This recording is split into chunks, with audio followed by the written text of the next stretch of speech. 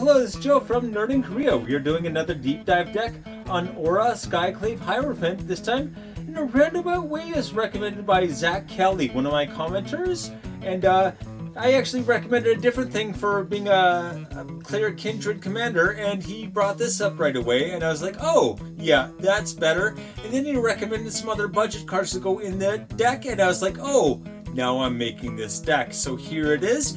It is maybe the most Orzhov deck. It's so much lifelink and so much recursion that it's all about what Orzhov likes to do. Anyway, please hit like and subscribe. We are looking at Orah Skyclave Hierophant. This is part 1, talking about the commander. Really just doing a deep dive on the commander so you know what we're doing with the deck. So he is 2, a white and a black. For this 3/3 core cleric with lifelink. Again, he's all about clerics, so he's a cleric himself. Makes sense. Whenever he or another cleric you control dies, return a target cleric with lesser value to the battlefield from your graveyard. So that's very, very useful. Usually clerics are not the really aggressive kindred type, but here we're just going to be able to keep throwing them at people, and yeah, we're going to keep pulling new clerics out every time and punishing them for using blocking and stuff like that. It's going to be fun anyway. Again, he is very focused on clerics. Almost everything in this deck is a cleric or a token. There's maybe a couple exceptions for like card draw and stuff like that, but that's about it. Also gaining life and recursion. As an Orzhov commander, he is all about life gain and recursion, and these are two things that Orzhov is just really, really good at to begin with. So yeah, this kind of fits the Orzhov. This might be the most Orzhov deck I've ever made.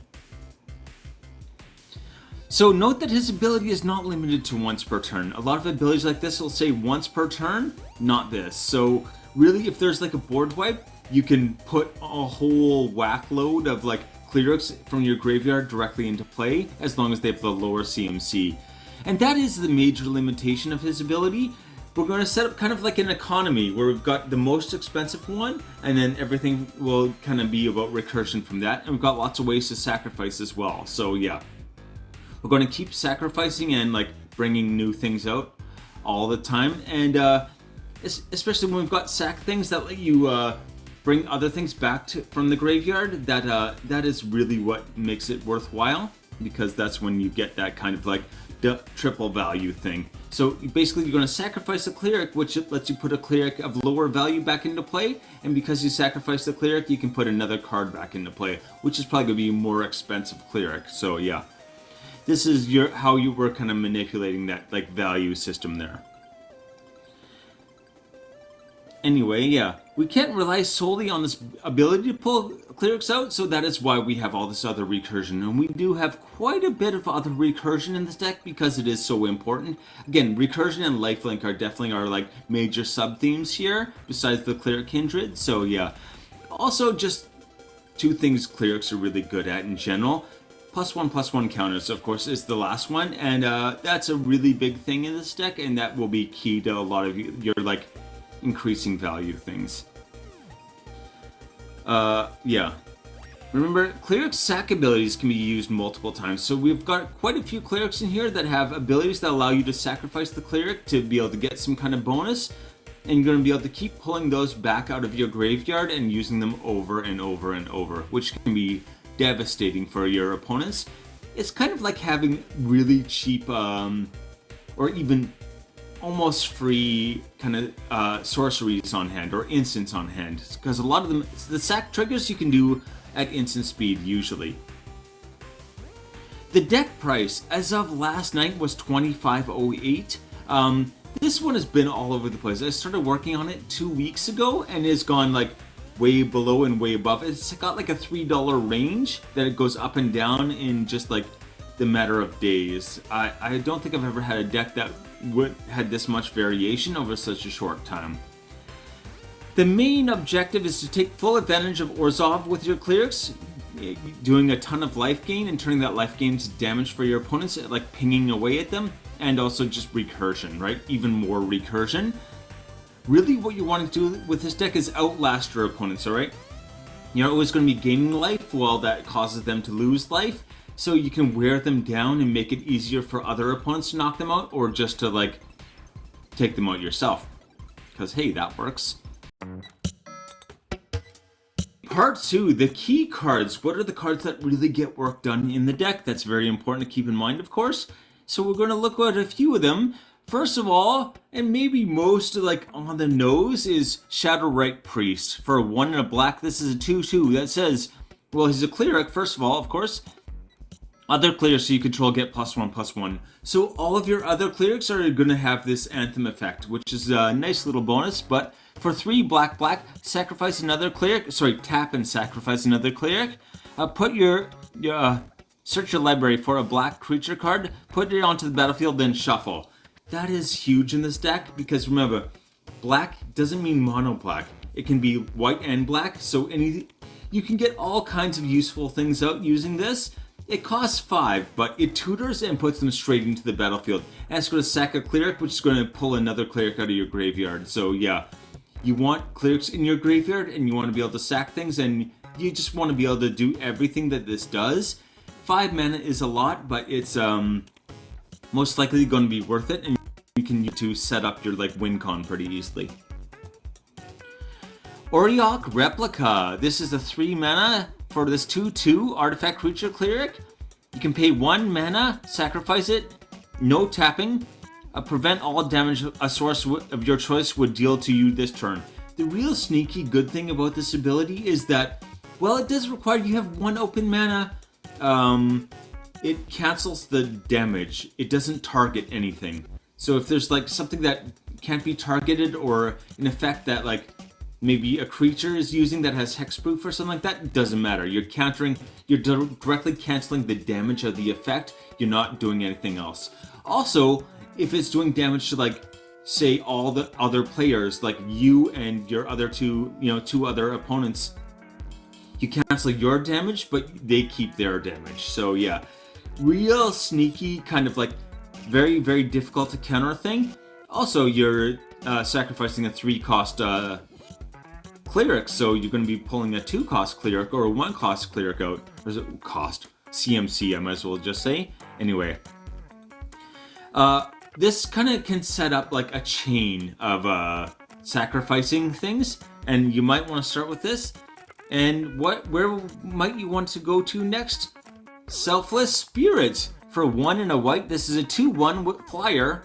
Nice having a flyer that you can sacrifice, or even just like allow, use as a blocker that you don't really, if it gets taken out, great. Anyway, you can sacrifice it. All your creatures gain indestructible until end of turn. This is really great if you like don't want to let that board wipe resolve, or you want to protect yourself from that board wipe. Most board wipes do destroy all creatures. It doesn't help if they like mass exile or something, but this will deal with most of the sorcery speed board wipes. This will take care of it. And you can keep pulling this out of your graveyard over and over again as well. Anyway, yeah, and from there, so if you sacrifice this, you can go get a 1-cost one. What are you going to get? Benevolent Bodyguard. For 1 white mana, sacrifice him. Again, no mana. Just like the last one, you just sacrifice it. You can do it at instant speed. Target creature you control gains protection for the color of your choice until end of turn. So if this is on the battlefield, basically, no one should even be wanting to like use target removal on your commander or anything, because you can just sack this and be like, okay, immune. Any target removal is almost shut down. Also, you can use it to like get your attacks through, right? If they can't block if you give them protection for the color that their creatures are. Again, if their creature has that color, even if it's like, if you give them protection from blue and they have like blue and white, they still have protection from that, right? So just a really handy trick that you're going to be able to do over and over and over. Next up is Whisper, Blood Liturgist. Liturgist? I think that means lawyer, right? Anyway, 3 and a black. For this human cleric, you can tap him, sacrifice 2 creatures, return target creature card from your graveyard to the battlefield. Again, we can make tons of tokens. So you can sacrifice a token or 2 tokens, or potentially sacrifice 2 clerics, get 1 higher cost cleric back, and you can get 2 lower cost cleric backs. Clerics back. The extra sacrifice here is actually quite good. And the fact that he's a cleric himself doesn't hurt either. Anyway, yeah. You're going to be able to really manipulate that kind of economy there of you're sacrificing 2, bringing 1 back, which lets you bring 2 more back. So yeah, sacrifice 2, get 3. Over and over and over. Sacrificing also allows you to set up to pull them back out of your graveyard as well. Heirloom Blade for 3. This is an equipment that gives target creature +3/+1. Yeah, sure. And whenever it dies, you may reveal cards from the top of your library until you reveal a creature card that shares a creature type with it. There are 40 clerics in this deck, so that's not 40 clerics. There's 40 creatures. Mostly clerics, though. Anyway, I'd say like over 35 clerics, probably. So put that card into your hand and the rest on the bottom of your library in a random order. Equip 1. Equip 1, so you're going to just keep equipping this, sack whatever creature it's equipped to, and then go get, go through your library until you get a cleric, throw it into your hand, and you can just do that over and over and over. So this is a way for you to load up your hand with clerics very easily, and you're going to be really well set up with that. Part 3, the plans. What are our deck objectives here? As always, step 1 is ramp, right? Ramp. Cleric Kindred, unsurprisingly. Recursion, very, very important in this deck, of course. And ending the game, how do you win? So ramp, we've got Obscura Storefront, just fixing mostly. It's nice to have a little extra life gain in this deck, but it's really about just being able to get the Swamper Plains in. So yeah, it'll give you that extra little bit of fixing you might need. There are a lot of like cards that have 2 costs, like 2 white or 2 black, so having this might just give you exactly what you need at the time you need it. Path of Ancestry. So this is kind of like a command tower that enters tapped, which is a bad thing. But yeah, add 1 mana any color of your commander's color identity. When it's used to cast a creature spell that shares a type with your commander, scry 1. So all of those clerics are going to keep letting you scry 1, scry 1. Scry 1, if you're able to do it over and over and over, does add up. Also note that you don't have to use this on a cleric. If you use it on cleric, you get to scry 1, you get a bonus. But if you use it for anything else, that's fine too. Myriad Landscape. So you can tap it for colors or pay 2 and sack it. And go get up to 2 basic lands that share a land type. And put them into the battlefield tap. So basically, you're going to use that 1 and ramp it into 2 more. It's all right. Yeah, it's if you don't have green, it's something. Vault of the Archangel. So this is really not about ramp. This is more utility, I guess. But anyway, 1 colorless. You can pay 2 and a white and black. Creatures you control gain Death Touch and Lifelink until end of turn. This is a big threat. This allows you to play very aggressively because at any point you can just tap this and all of a sudden, if they have blockers, everything's gone, right? You can wipe out their board. And all of your stuff is going to pretty much, you're going to have a secondary board show up right away from recursion, and they're not. So yeah. The lifelink is going to be huge as well. But anyway. Path to Exile. Again, this is removal, but you get a land from it. Or an opponent gets a land from it. Whoever is cast on gets a land from it. So use this on one of your tokens. So you're going to be able to make all these 1/1 bat tokens, for instance. Nuke one of them. Go get whatever land you need. Basic land you need. And yay. 1 mana ramp in white is nothing to complain about. So Cleric Kindred. We're going to look at Edgewalker. This is the actual card that Zach recommended, as well as the commander, that made me go okay, I actually have to build this deck now. Oh boy. Anyway, 1 white black for this Cleric 2/2. Another Cleric, always nice. Cleric spells you play cost white black less to play. This effect only reduces the colored mana cost. So yeah, there's so many Clerics in this deck that are 1 black or 1 white or black and a white. Those are free now. This is going to be just huge. And at 3 mana value, you can pull this out of your graveyard pretty easily as well. Cleric of Life's Bond. Speaking of white and black, so that's free with Edgewalker. Whenever another cleric enters the battlefield under your control, you gain 1 life. So yeah, cast a cleric, or not cast. If it enters the battlefield, gain 1 life every time. And that's going to set off all kinds of other triggers that is just going to like be insane. And whenever you gain life for the first time each turn, put a +1/+1 counter on this. Yeah, not too bad. +1/+1 counters are a major sub-theme in this deck, so that's going to do a lot of work too. It's going to be nice. Minwu, White Mage. 3 white for this 3/3 Vigilance Lifelink. Whenever you gain life, put a +1/+1 counter on each cleric you control. Yeah, so you life, like say if a cleric enters the battlefield, you gain 1 life, and now all of your clerics get +1/+1. Yeah, not too shabby. And at 5 mana, this is one of your higher ones, but it means it's one of the ones you look to sack to get like the lower and lower ones. But anyway, very useful little thing here. This is actually what I recommended in a short, and Zach responded to this being like, yeah, you should, Orah Skyclave Hierophant wants to have a word with you, I believe is what he said. He was correct. Pontiff of Blight. 4 black for this. 2/7 with Extort. Creatures you control have Extort. So everything has Extort. Extort just means you pay an extra white or a black when you cast any spell, and you get to, like, everyone else loses 1 life and you gain 1 life. That gain 1 life usually is not a big deal. In this deck, it's going to like just keep setting off all these other triggers that are just going to be so much.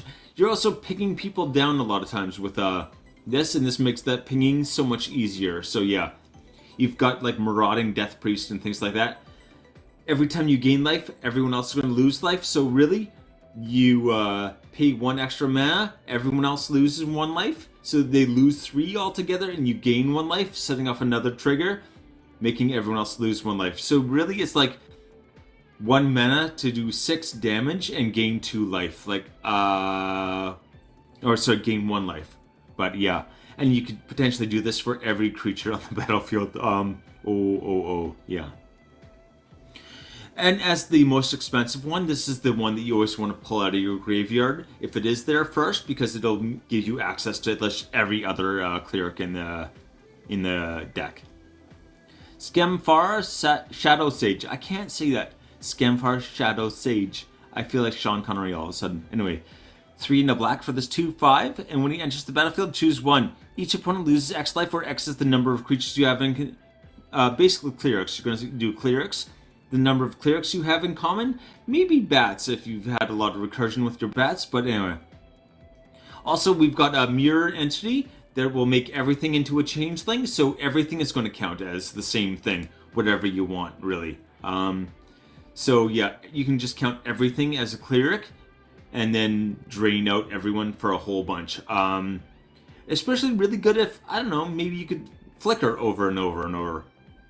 Also, yeah, you can gain X life, where X is the number of creatures that share a creature type you control. Also good in this deck. Finally, Akroma's Devoted for 3 and a white. Attacking doesn't cause clerics to tap. This is an old card, so Vigilance wasn't around yet. They all had Vigilance. Again, we're playing very aggressively, so we want something that lets us just keep attacking and blocking and losing those clerics and pulling other clerics out. And this is exactly what that does. Alright, Recursion now. First of all, Whisper Blood Liturgist. I feel like I'm saying it wrong again. For 3 and a black, we've already talked about this 2/2. Sacrifice 2. Basically, if there are 2 clerics, get 3 back. Real nice value engine there. Doom Necromancer for 2 and a black is a 2/2. Once again, Cleric Mercenary. For 1, you can tap and sack it. 2, return target creature card from your graveyard to the battlefield. This is really important for getting things like Pontiff of Blight back out.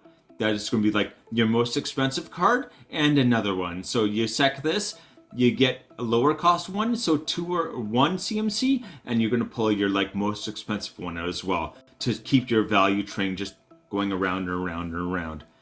So yeah. Desecrated Tomb For 3 mana, this is an artifact. Whenever one or more creature cards leave your battlefield, create a 1/1 black bat creature token with flying. That's crazy, especially with something like Whisper, where you can potentially end up taking 3 cards out of, or 3 creatures out of your graveyard for sacking 2. Then you're making 3 bats as well. That gets real out of control. Redemption Choir for 2 white. This is a 3/3 with lifelink, Vampire Cleric. And when it enters the battlefield or attacks, if you control 3 or more creatures with different powers, so a limitation there, but not much of one. Return target permanent card with mana value 3 or less from your graveyard to the battlefield. This is just permanent. It does specify 3 or less, so there's a limitation, but it's permanent card. So like Obscure Storefront, it comes into the battlefield, automatically sacks itself, gain 1 life, go get any other card. So basically you could turn this into like a ramp generator. Nice little bonus, that's for sure. Anywho, Misery Charm for 1 black. This is an instant, a modal instant. Choose 1, destroy target creature, or sorry, target cleric. Return target cleric card from your graveyard to your hand. So it is only going to your hand, not straight back to the battlefield. But yeah, having the option to destroy a cleric or return 1 to your hand, very, very useful. Or target player loses 2 life. Maybe that'll come up. I don't know. Mostly it's the recursion, that's what I think. Okay, how do you win with this deck? First of all, I'm always going to talk about commander damage first. Excalibur 2. So whenever you gain life, put a charge counter on this, and the creature gets +1/+1 for each charge counter on it. We've got so many life gain instances. Remember, not how much you gain, it's the number of times you gain life. So like every lifelink counter or trigger is going to be separate every time a creature enters the battlefield. If you have 2 things that gain life when a creature enters, that's 2. So you do need 18 to get to commander damage, but 18 is not a lot when you're just getting all of these triggers all the time. Benevolent Bodyguard for 1, we talked about before. Basically, when you sack him, give your commander protection for the color of creature they have, and you go get your free shot in. They can't be blocked. Graveyard Value. Okay, Promise of Loyalty is a really good card in this deck. For 4 and a white, each player puts a vow counter on a creature they control and sacrifices the rest. Probably their commanders in Commander, right? Each of those creatures can't attack you or a planeswalker you control for as long as it has a vow counter on it. So all of their commanders, they're probably going to save, and they can no longer attack you. Which, especially if someone's playing a Voltron deck, that makes a really hard choice. Like, do you sack your commander and lose your everything you set up, or do you put a vow counter on your commander and like you can no longer like finish off this opponent with your commander damage? Also, Desecrated Tomb is just gonna you're gonna mass sack, and when you do that, you get to like bounce everything back to your battlefield. Everyone else is just out of all their creatures, right? Even things like indestructible creatures. Sacrifice gets around that, right? Any kind of protection that creature has doesn't really matter because it's the controller of the creature sacrificing it. Also, this is not targeted. This hits all opponents. It is not targeted. So whatever kind of like tricks they have, if they have hexproof or whatever, doesn't matter still. And yeah, you're gonna pull out a whole bunch of stuff from your graveyard and make a whole bunch of bats and be ready. Unfortunately, it is gonna give them another turn to like set things up again, but you're gonna be like fully prepared, and they're gonna be like trying to like rebuild. All right, our next up here, we got Flicker and Wind, Skemfar Shadow Sage. I think I actually said it this time. Again, when he comes in, you're gonna count how many of something you have in. How many creatures of a certain type you have in common, and you'll do that much damage or gain that much life. Dealing that much damage to each opponent is what we're looking at here. Combine that with another round. So XX2 and a white for this sorcery. Exile any number of creatures you control, then return them to the battlefield under their owner's control. Repeat this process X times. So yeah, for 2 and a white, this will do it once. And you can pay 4 and a white, do it twice. 6 and a white, do it 3 times. And every time Skemfar is going to come back in, remember, you get to choose what you're exiling, putting back. you don't have to do all of them. So your token creatures, you can just leave them there, especially with like Mirror Entity. Make them all into changelings, or everything into changelings, and just count everything, right? So when Scamfire comes back in, you're just going to do that pile of damage over and over and over. Yeah. Probably going to end the game right there. Stacking pings. Okay, we've got lots of ways to, like, pinging usually is not a win con. In this deck, it can do a lot because of how, especially our life gain. We have so many ways to gain life. We're going to turn that into just, like, piles of damage. Little bits at a time, maybe, but little bits at a time all at once. Confusing, but... Starscape. Cleric. 3 and a black for this 2/1 flyer. Can't block. But it has Offspring. For 2 and a black, you get to make a copy of this, a 1/1 token copy. And whenever you gain life, each opponent loses 1 life. So you can have 2 of those. Cliffhaven Vampire. 2 white-black for this 2/4 flyer. Whenever you gain life, each opponent loses 1 life.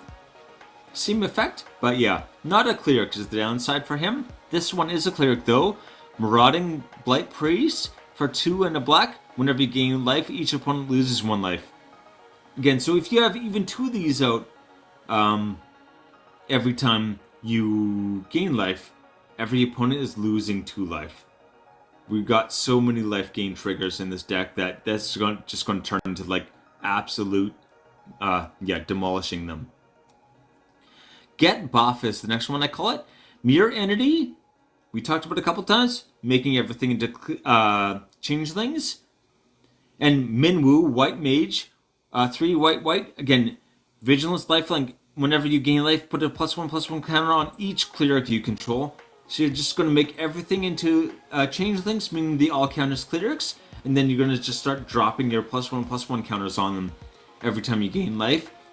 And as an added bonus, you could use Abzan Battle Priest, who is also a cleric, for 3 and a white, is a 3/2, and has each creature you control with a +1/+1 counter on it has lifelink.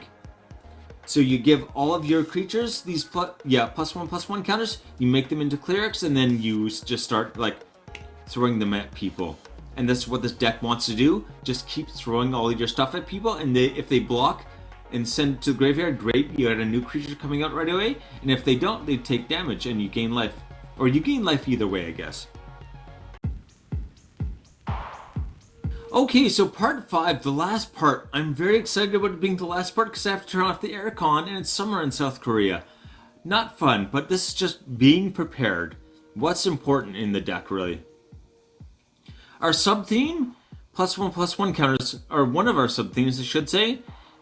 Barren Step Siege, 2 white and a black for this enchantment. You can choose Abzan or Mardu. I'm looking at the Abzan. So at the beginning of your end step, put a +1/+1 counter on each creature you control. Really nice because this doesn't care if they're clerics or not. We've got a lot of ways to do it for clerics. This just does it for everything, every turn. Especially if you had things enter the battlefield. At the end of the turn, be able to just throw a whole bunch of +1/+1 counters on them. Really, really nice. Tabarax, Hope's Demise for 2 and a black, is a demon cleric with flying, a 2/2 flyer. He has lifelink as long as it has 5 or more +1/+1 counters on it. Very doable, I think. Whenever another non-token creature you control dies, hopefully a lot, put a +1/+1 counter on him. So yeah, all of these clerics that you just keep basically like throwing at them so that they get destroyed and you recur them. He takes full advantage of that. If that was a cleric, you may draw a card. If you do lose 1 life, you may draw a card. Again, we should have lots of lifelink and life gain in this, so we're very happy to take that, card draw for the lifelink, or the loss of it, yeah. The loss of 1 life, and putting a +1/+1 counter on, yeah, crazy. Duty Beyond Death, I love this card. This is one friend of mine, Adam, from the We Don't Learn episodes. If you've seen those, you might know him from that. Anyway, 1 and a white for this instant. Additional cost to cast the spell, sacrifice a creature. We love sacrificing creatures in this deck, so this is not a downside, it's an upside. Creatures you control gain indestructible until end of turn, +1/+1 counter on each creature you control. Again, so all your creatures are getting +1/+1 counters, and you get to sack something. and they're indestructible. So if there's like a board wipe at a bad time, you've got that counter right there. Abzan Battle Priest we talked about already, but yeah. +1/+1 counter, lifelink for everything. Finally, Abzan Falconer. Everything with a +1/+1 counter has flying now too. Evasion, very nice little bonus. Life Gain. Minwu White Mage. Again, every time you gain life, he is going to put a +1/+1 counter on all the clerics. Nice. Ancestor's Prophet. This is not a bonus from, it's actually getting your life gain in. Tap 5 untaps clerics you control, you gain 10 life. So you can do this. Again, he doesn't have to tap to do this. You can tap him, but yeah. So again, if you've got Mirror Entity, just make all your tokens into changelings and you could just tap everything and just gain like who knows how much life every turn. And yeah, get all those side benefits as well. Well of Lost Dreams. This is great in combination with the last one. For 4 mana, this is an artifact. Whenever you gain life, you pay X, where X is less than or equal to the amount of life you gained if you do draw X cards. So yeah, you can tap 5 clerics, gain 10 life, and then pay 10 or less mana, draw that many cards. So just at the right before your turn, the last player's end step, tap a bunch of clerics, gain a bunch of life, sink mana into it, and just be like stacked on cards for the next turn. Nuts. Metropolis Reformer. 2 and a white for this flying vigilance. It gives you hexproof, which is a nice little bonus. And whenever it is dealt damage, you gain that much life. So again, it turns like attacking you into a really bad idea because you've got this blocker that's going to like gain life. Ley Line of Hope. 2 white for this enchantment.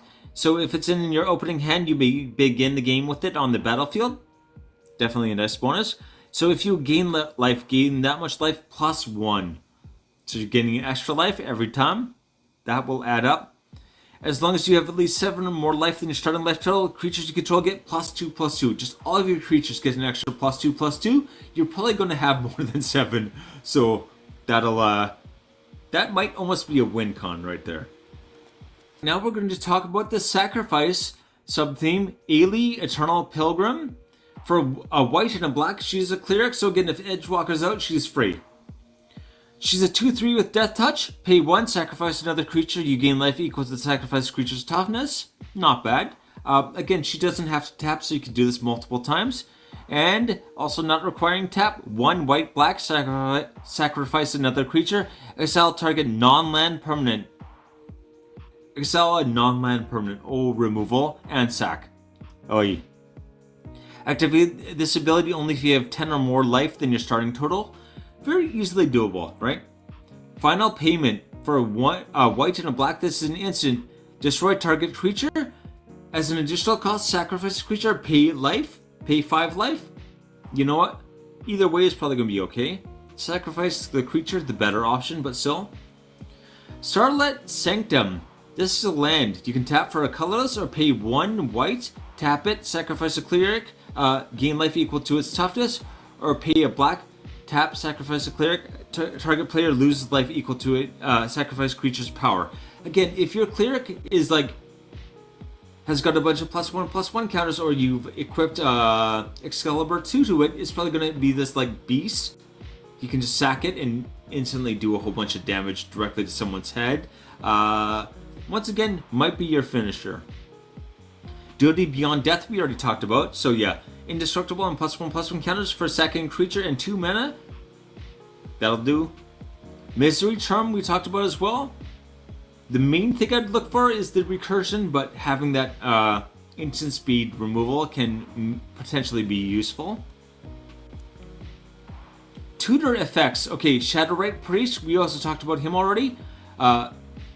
His ability does cost 5 and tapping and sacrificing a cleric, but you get anything you want out of your deck as long as it is a black creature. Any black creature straight to the battlefield. Moonblessed Cleric for 2 and a white. 3 not too bad at this deck, CMC wise, for the 3/2. When she enters it, you may search your library for an enchantment card, reveal it, put it on top of your deck. It doesn't get it to hand, it only gets it on top of your deck. But we do have plenty of like draw options, and we can just make that worthwhile anyway. Finally, illicit shipment. I love this one so much. 3 black. Expensive, 5 for the sorcery. It has casualty 3, meaning you sacrifice something that has 3 power or greater, and you'll copy it. So this is a double tutor for 5. Search your library for a card, put it into your hand, then shuffle. Twice. Yeah, that'll do. We're talking about tokens. Griffin Airy, 1 and a white for this enchantment. At the beginning of your end step, if you gain 3 or more life this turn, probably every turn, create a 2/2 white Griffin creature token with flying. 2/2 flyer, not bad.